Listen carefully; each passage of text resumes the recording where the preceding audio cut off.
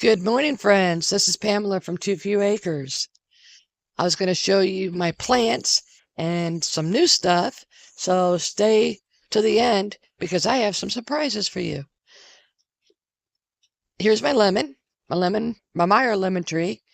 I did not expect it to produce lemons this year because of it being uprooted from its pot, transported almost 12-hour drive, and then repotted because it went through a lot of stress. Boy, was I mistaken. We have lemons absolutely everywhere forming on this tree. And it is gorgeous. The tree is absolutely gorgeous. Right up there is lemons forming. They've already been pollinated. And it's just all over the tree. It really likes this weather here. I think it's because of the humidity.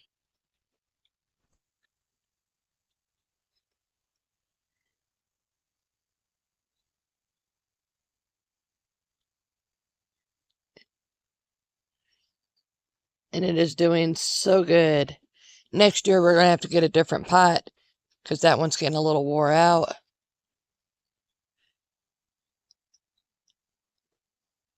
And you can definitely see the thorns on it. Right there. You see all those thorns? Those will hurt if you touch them. So I'm really happy with the Meyer lemon tree. It's done wonderful. I didn't expect lemons this year. I expected it maybe next year. But this year it is just, it's gone crazy. So that is definitely a plus to the move. These did wonderful. They had no problems. I do have to spray it down with some neem oil, but I wanted to wait until all the blooms have been pollinated and I see lemons forming, and then I will go ahead and do the neem oil on this. I didn't want to hurt the pollinators.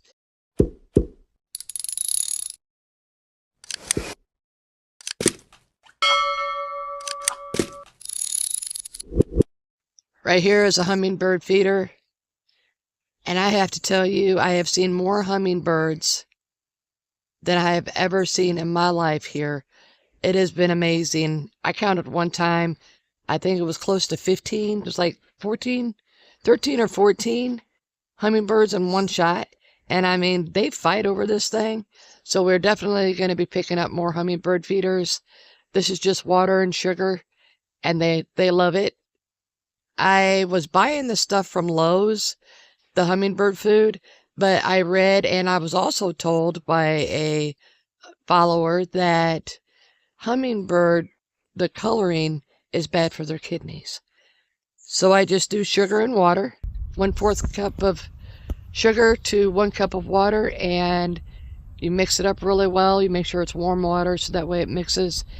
And then once it cools down to room temperature, you just put it in the hummingbird feeder, and then you do it about every week to 2 weeks. I usually do it once a week so that way it doesn't spoil and get the birds sick. But I have seen more hummingbirds in one place than I've ever seen in my life. It's been hummingbird central. So that makes me really happy. The Itchy Vera is doing really well. I repotted it, put it in sandy soil so that way it'll drain with a lot of perlite. And then my chicken and hens, they're doing great. I lost a few. When we first moved here, it was raining a lot, and I didn't think about them being out in the elements because it was nice weather, nice temperatures. But like I said, we just moved. I forgot about them. Bad on me. So I lost a lot, but they are growing back. And I have them on the holes over here. You can see them. And again, really sandy soil and also perlite. Inside, this is the pineapple plant. It did produce a pineapple. I didn't know when to pick it. I didn't pay attention. Again, I was busy with everything, so I ended up having to throw that pineapple away. But it will die back, and then it will produce another pineapple. I got it right after I got here, and I thought it was pretty neat. It'll produce food for us. Not a lot. It won't produce a lot of stuff, but it'll produce maybe 1 or 2 pineapples a year. That's better than nothing. I still get distilled water for my plants. There's another jug down there. I kept them from Culligan, and we get regular distilled water. It's cheaper this way. We just buy the distilled water and then we fill the jugs up. My spider plant is doing really well. Do you think you can help me out and hit that subscribe button? It's free. Thank you. I did take off a lot of all the babies. It's wanting to form more babies right there. The aloe is doing really well. It's really spreading out. I'm probably going to have to put it in a new pot. It's getting big. This is a mother of 1,000 babies. And this thing produces babies. And I'll show you one right there. And it produces those. And I don't want them, so what I do is I pull them off. And I burn them, and then I throw them away because they are very, very invasive, and I don't want them to form in my yard or anywhere because then I'm going to have a mess on my hands. This is a red kiss plant, and it made it, and it's doing really well. In fact, it's flowering.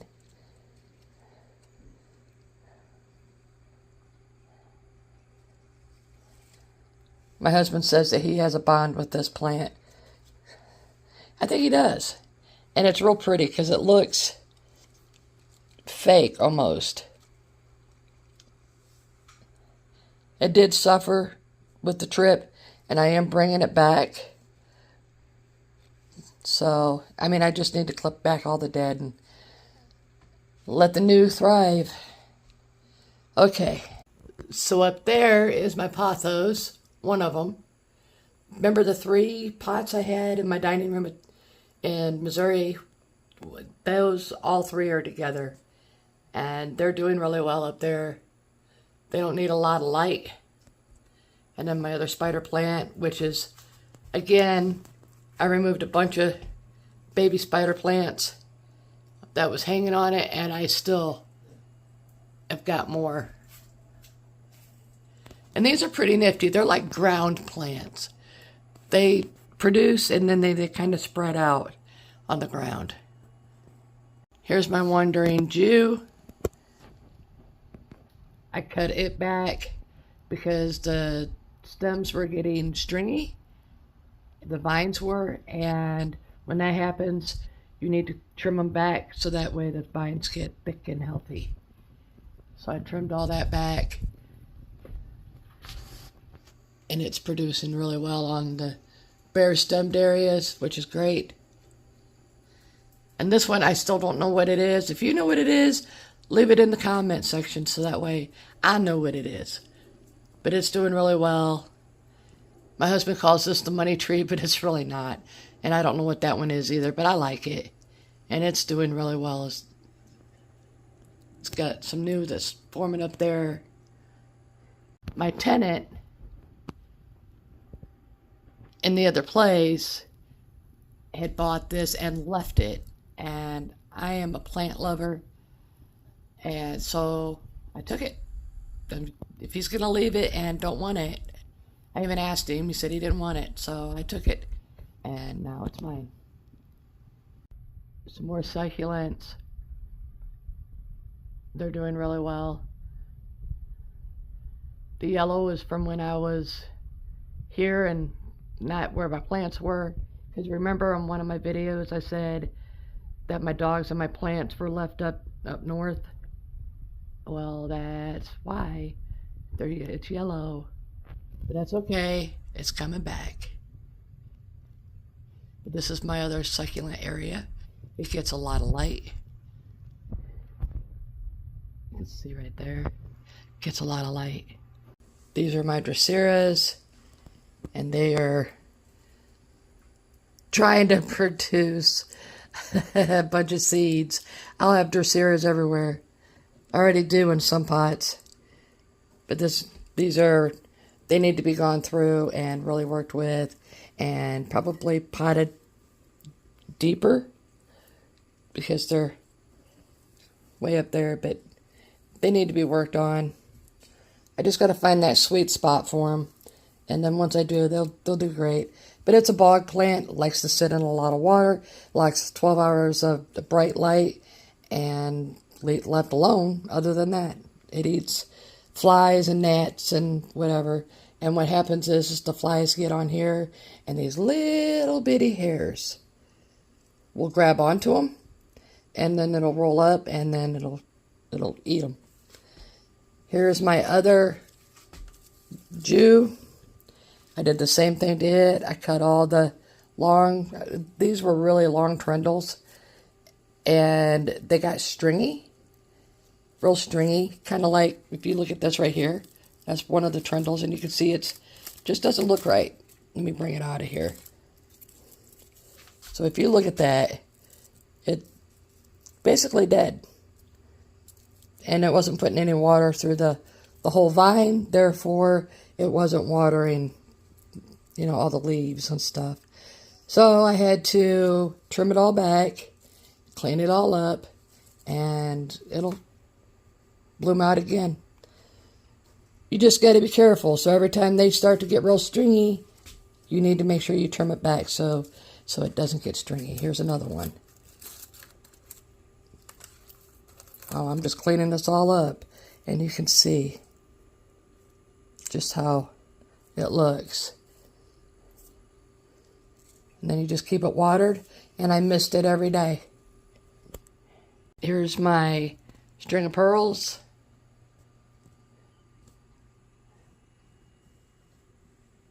My husband always wanted to get me one. We found it and couldn't afford it at the time, but we got it anyways because these are pretty hard to find locally. I could probably get them online pretty easy, but locally we did find it and we got them. Right here is string of hearts. And these drain so easy that I have to put them in the sink and let them, get water once a week, and then just let it drain and then bring it in. If not, I'll have water all over my floor. Down here is my Nepenthes. I had a lot of pictures on this, but I removed them because they browned up. I think because of the move. But the plant is just fine, and it's back there. If you can see the little curly cues in the back, that is going to be where another picture is going to be. This is that Swiss plant. It's doing good. It also likes to sit above water, doesn't like its toes wet. You water it once a week, and you let it sit above water, like on rocks, like I got right there, so that way it can have its humidity. Back here is another Nepenthes. And it's got a picture way down there if I can find it. There it is. That needs to be cut off. I just have to get down there to do that. And then if you follow this up, it goes all the way up my window. And it is like, it really goes up. You can see back there. Goes up. It is climbing. So apparently it's happy. Here's my Raja. Let me show you my Raja. And it has another one right there. My second Raja. There's my first Raja. This one is. And it is another picture right there. And it's just surprising that these pictures can get huge when they get older. And then, like I said, I have Dracaeras. They're hitchhiking. That's okay. I'll sell them. And then here's my other pitcher plant. And it's doing great. It's climbing. But it is doing great. Another pitcher plant. They're Nepenthes, so they're carnivorous. And then I have a pitcher plant back here in the back. You can see a picture right there. And it is also climbing.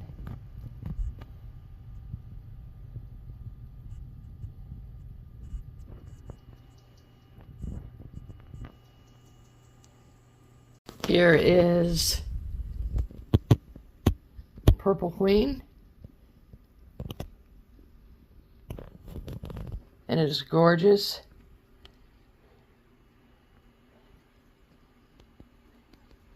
And it likes a lot of light, so that's why it's right here. Then I have my pothos. You can see how long the trindles are. They go almost to the floor. I'll probably be clipping this one back. And then we have the pothos here, and it goes down pretty far. And then it goes all the way up there. And then I have my corn plant back here. And it has gotten huge.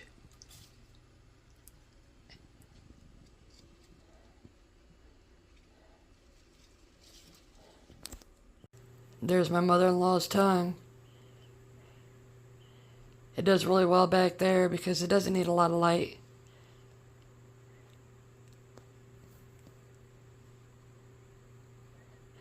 Those things are, actually they'll tell you what they need.